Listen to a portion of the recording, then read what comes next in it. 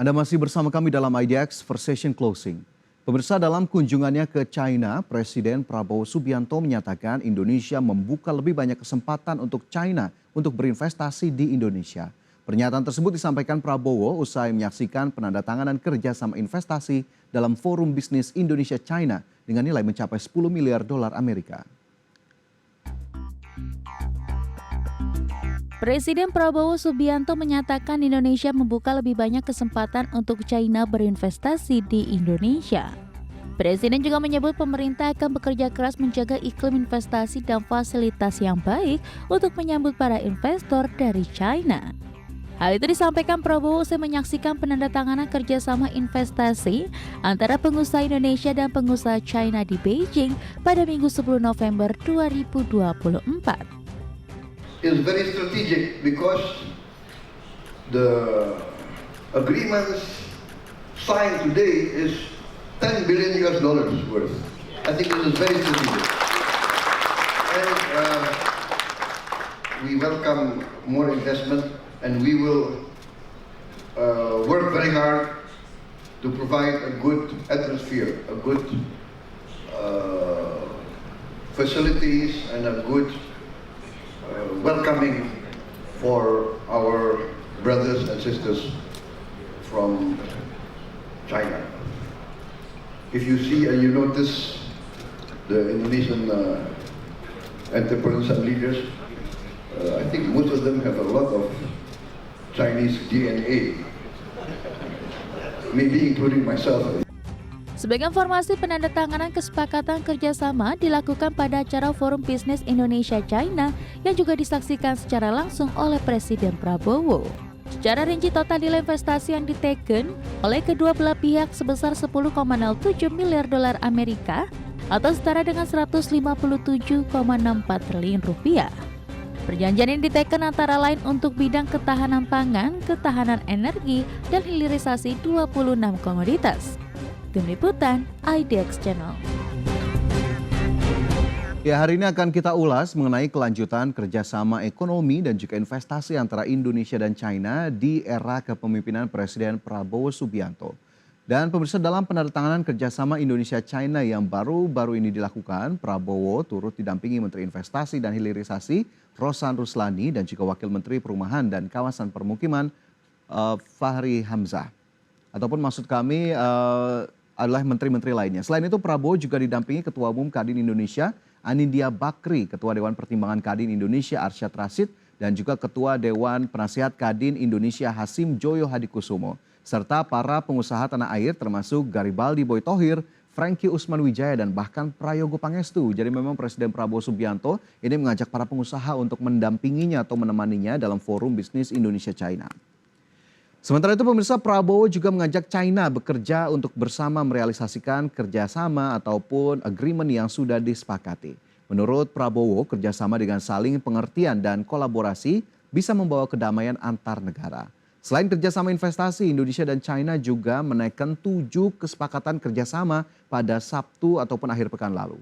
Rinciannya yakni protokol persyaratan fitosanitari untuk ekspor buah kelapa segar dari Indonesia ke China, pedoman kerja teknis untuk mempromosikan perikanan tangkap berkelanjutan, kemudian juga ada MOU tentang penguatan kerjasama ekonomi biru, MOU tentang kerjasama sumber daya mineral, MOU kerjasama mineral hijau, kemudian juga MOU kerjasama bidang sumber daya air, dan MOU kerjasama penilaian kesesuaian.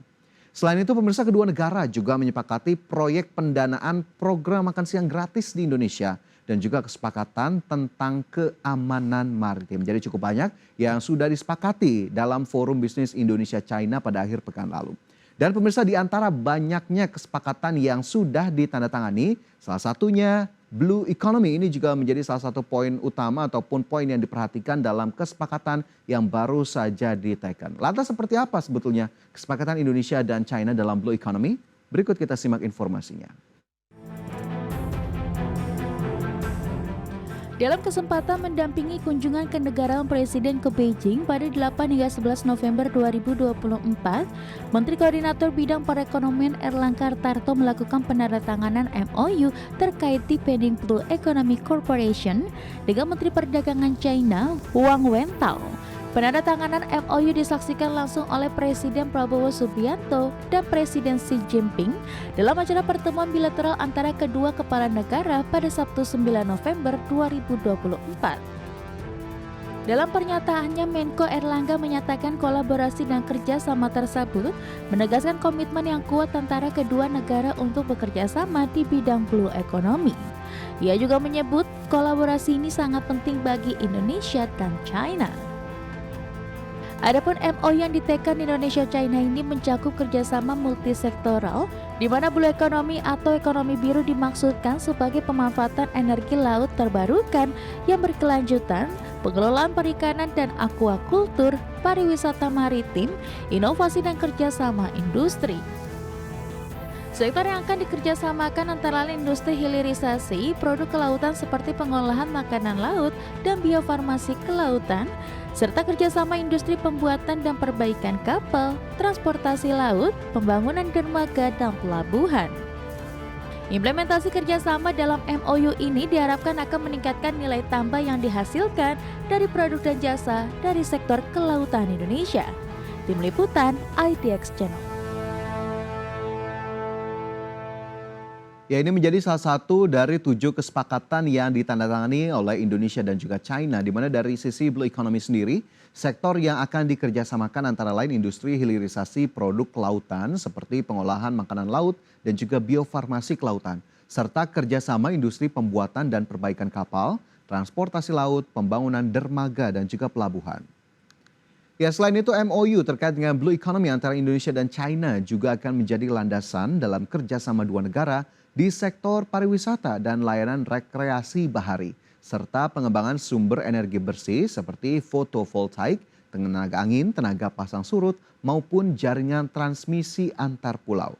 Ya, Menko Bidang Perekonomian Erlangga Hartarto mengatakan di mana China ini menguasai teknologi kelautan seperti pada industri pembuatan dan pembangunan kapal, serta biofarmasi laut. Adapun implementasi kerjasama dalam MOU terkait blue economy ini pun diharapkan bisa meningkatkan nilai tambah yang dihasilkan dari produk dan jasa sektor kelautan Indonesia. Hal ini mengingat Indonesia merupakan negara kepulauan sehingga memiliki kekayaan laut yang berlimpah. Oleh karena itu, kerjasama ini diharapkan dapat mendorong peran sektor ekonomi di bidang kelautan Indonesia dalam memberikan kontribusi yang lebih besar terhadap pertumbuhan ekonomi nasional. Khususnya dalam mengejar target pertumbuhan ekonomi yang dicanangkan Presiden Prabowo Subianto sebesar 8% di tahun 2028 dan juga 2029. Dan melalui MOU ini Indonesia dan China juga sepakat untuk mempercepat transisi menuju ekonomi hijau rendah emisi dengan meningkatkan investasi dalam teknologi hijau dan juga mempromosikan inovasi teknologi kelautan, green carbon serta upaya rendah emisi. Jadi cukup banyak begitu ya yang memang menjadi poin-poin dari MOU ataupun kesepakatan blue economy antara Indonesia dan juga China. Sementara itu pemirsa, terkait dengan investasi, kedepannya pemerintah Indonesia juga ini masih optimistis bahwa investasi China ke Indonesia akan semakin meningkat. Dan ini sebagaimana yang diungkapkan oleh Menteri Investasi dan juga Hilirisasi Rosan Roslani. Dan untuk mengetahui lebih lanjut terkait hal tersebut, kita simak informasinya berikut ini.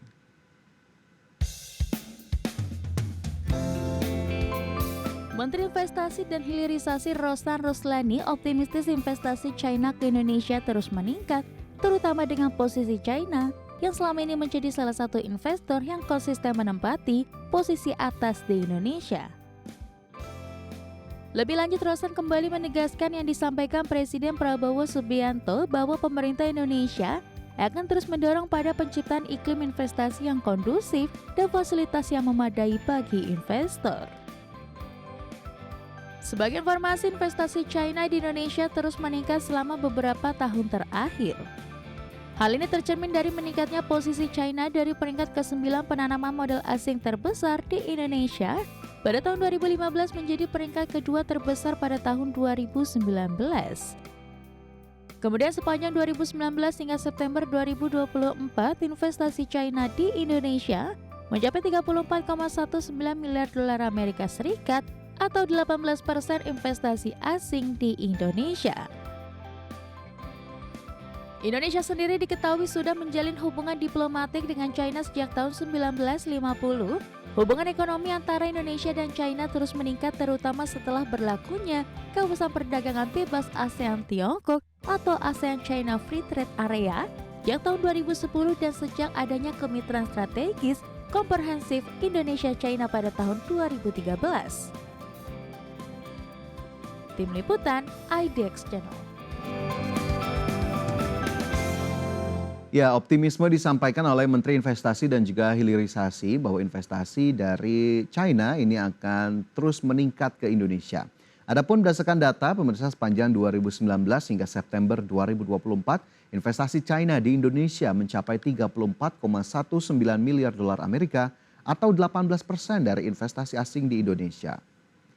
Ya, pada periode tersebut investasi China di Indonesia dinominasi oleh sektor industri logam dasar senilai 14,39 miliar dolar Amerika atau setara dengan 42%. Kemudian juga sektor transportasi, pergudangan, dan telekomunikasi sebesar 7,98 miliar dolar Amerika atau 23%.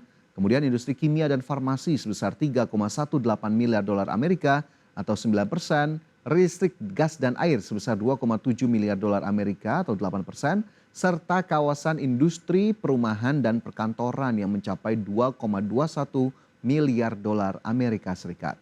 Sementara itu berdasarkan lokasi, investasi China ini tersebar memang ya di sejumlah wilayah di Indonesia, namun ternyata data menunjukkan lebih besar berada di luar Pulau Jawa, ini sebesar 67% dibandingkan Pulau Jawa yang hanya 33%. Lokasi dengan investasi tertinggi dari China ini adalah Sulawesi Tengah sebesar 12,54 miliar dolar Amerika Serikat atau menguasai porsinya 37%. Sementara Jawa Barat sebesar 7,19 miliar dolar Amerika atau 21%. Ya, tadi jika kita lihat sektor industri logam dasar begitu ya menjadi sektor utama yang mendominasi realisasi investasi China ke Indonesia. Dan ini juga sejalan dengan pernyataan dari Menteri Investasi dan Hilirisasi sekaligus Kepala BKPM Rosan Ruslani yang juga sudah memaparkan peta jalan hilirisasi investasi strategis dengan terdapat 28 komoditas dan juga potensi investasinya yang disebut-sebut mencapai 618 miliar dolar Amerika Serikat hingga 2020. Ia mengatakan ada 28 komoditas yang akan menjadi potensi dari hilirisasi. Dari keseluruhan komoditas tersebut akan memberikan dampak pada ekonomi Indonesia hingga tahun 2040. Dan China ini diperkirakan menjadi salah satu dari kontributor dari investasi hilirisasi dari sejumlah komoditas di Indonesia. Ya, pemirsa, ini tentunya menjadi hal yang menarik bagaimana kelanjutan ataupun masa depan dari kerjasama ekonomi antara Indonesia dan juga China di era pemerintahan baru di bawah komando Presiden Prabowo Subianto. Apakah kemudian China akan kembali menguasai ataupun mendominasi realisasi investasi asing di Indonesia? Ataukah justru nantinya akan ada negara-negara lain seperti yang kita tahu ya, saat ini Singapura ternyata masih merajai realisasi investasi asing di Indonesia. Namun kita harapkan memang dampaknya cukup nyata, investasi yang besar, investasi yang datang ke Indonesia harus disertai dengan penyerapan tenaga kerja yang cukup tinggi karena memang dalam beberapa waktu terakhir nyatanya ini ada data menunjukkan bahwa penyerapan tenaga kerja tidak cukup sebanding dengan besarnya realisasi investasi asing yang datang. Kita harapkan pemerintah bisa memetakan hal-hal ini dan China bisa menjadi salah satu target dari realisasi investasi asing Indonesia di tahun-tahun kemudian. Dan pemirsa, kita cukupkan informasi di segmen ini. Pastikan Anda masih bersama kami dalam IDX First Session Closing.